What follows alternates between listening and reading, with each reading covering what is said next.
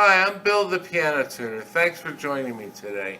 What I'd like to talk to you about today is the weight of a hammer and a shank in an upright piano. In the bass you need a heavy, fat hammer because in the bass you have a longer string that's wrapped with wire and you need more mass or weight to excite the string.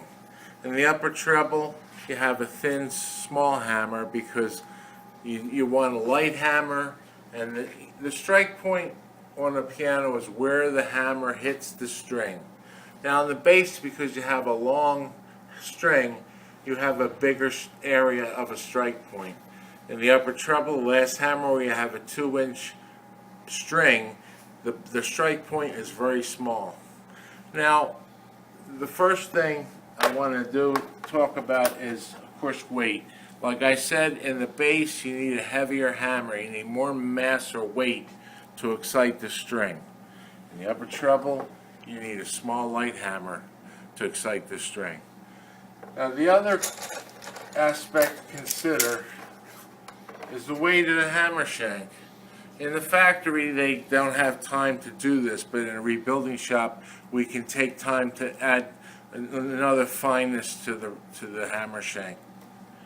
Now, the way we check to see whether a hammer shank is heavy or light is to drop it on a hard surface and listen to the sound it creates. Alright, that's one. Now listen to the sound. You'll hear one that are lighter. That's lower. You hear the pitch. Let's see what else we get. That's even lower. Now listen to the sound of this one. That's a high pitch. Hear it? Here's another one. That's heavy. That's heavy too. That's a little lighter. You can hear the pitch is a little higher. I'm trying to find a real high one. That's higher. You hear the sound? You hear the difference in the way it's low? I'm trying to get a real high one. I haven't gotten one yet. Low again. Low. Well, I'm not successful in getting a light, real light. That one's lighter. You can hear the difference, can't you? Now, what we do when we check the weight of these hammer shanks, we make 3 piles. We make one for heavy hammer shanks, one pile for medium weight hammer shanks, and for the upper treble we have the lightest upright hammer shanks. And when we do it, we even go further sometimes and take the heavy shanks, set them in 2 piles, the medium shank do it in 2 piles, the upper treble do it in 2 piles.